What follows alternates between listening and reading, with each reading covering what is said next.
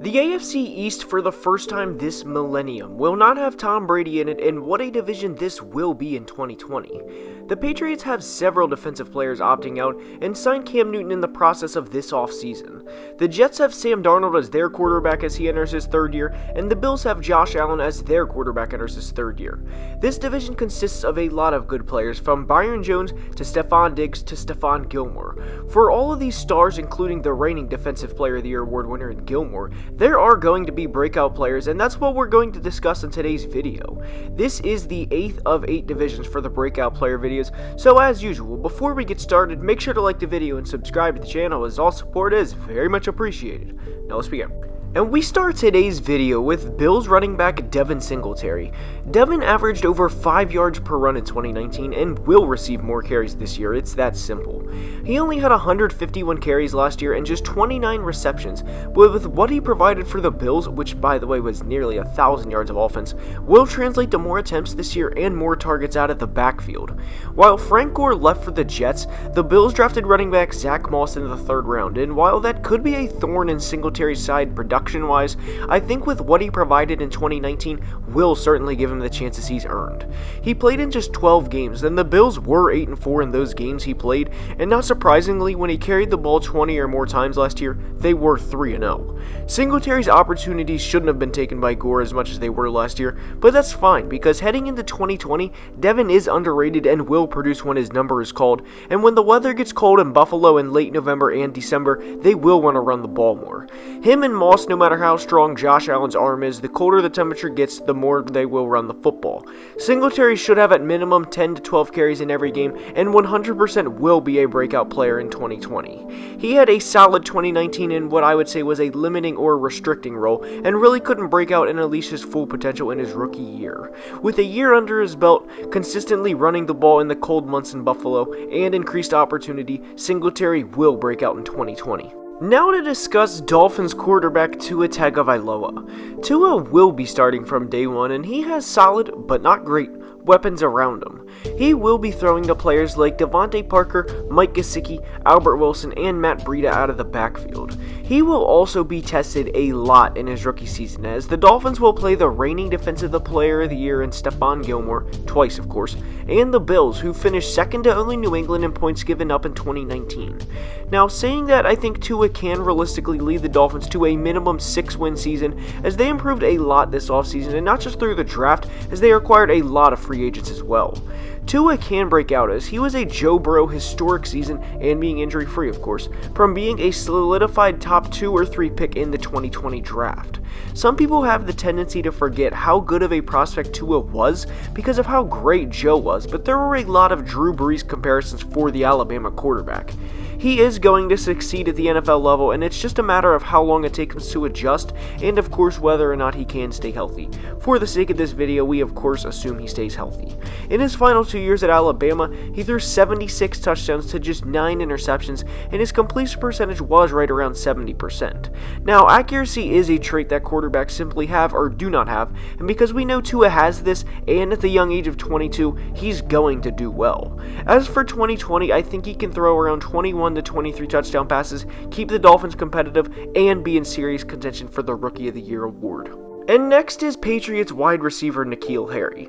N'Keal had a very disappointing rookie season, as he totaled just 12 catches in 2019. He caught just 50% of his targets from Tom Brady, and while N'Keal didn't have a good rookie season, I do think he will improve in year 2. Cam Newton, barring something crazy from Jarrett Stidham, will be the starting quarterback, and he generally does like bigger targets. N'Keal will become a great red zone target this year, and I honestly think we see something similar to what Mike Williams of the Chargers did in his 2nd year. Mike had 43 catches for 660 yards and 10 touchdowns, and Cam Newton will take more chances than Tom Brady in terms of jump balls and deep balls, and that will only positively impact N'Keal Harry. N'Keal has the luxury of going up against Stephon Gilmore every day in practice, and if you're a fan fan of my channel, then you know how much I love the iron sharpens iron mentality, and especially on the outside with veteran corners helping young receivers, and vice versa like Julio with AJ Terrell in Atlanta for example. Now, Julian Edelman will take some targets from Nakia, but as we know, Cam isn't afraid of taking chances, and because of this, Nakia will directly benefit.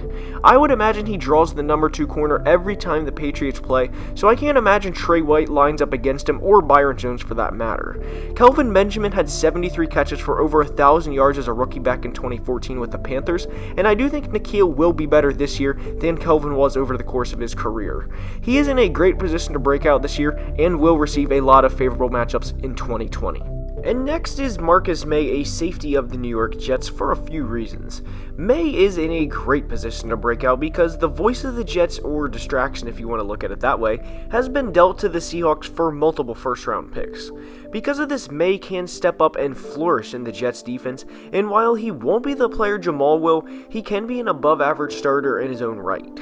And to be clear, there's absolutely nothing wrong with not being Jamal Adams, as he's one of the best safeties in the entire NFL. Now, Marcus Maye entered the league in 2017 and had 79 tackles and was showing promise entering 2018.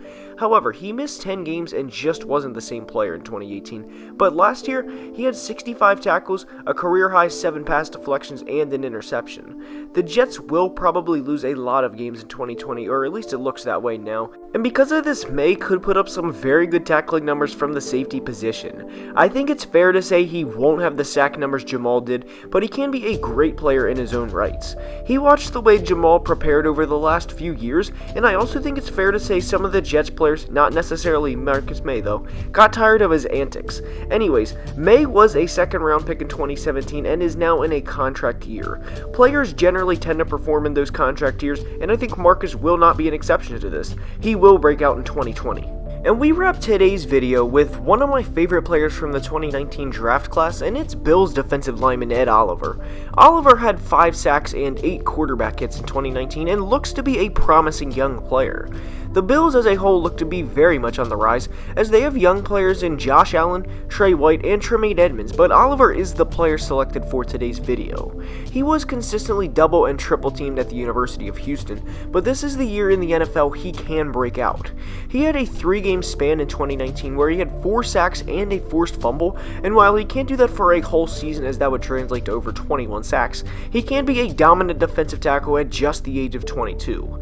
Ed was a 3-time All-American, and we know he has all the talent in the world.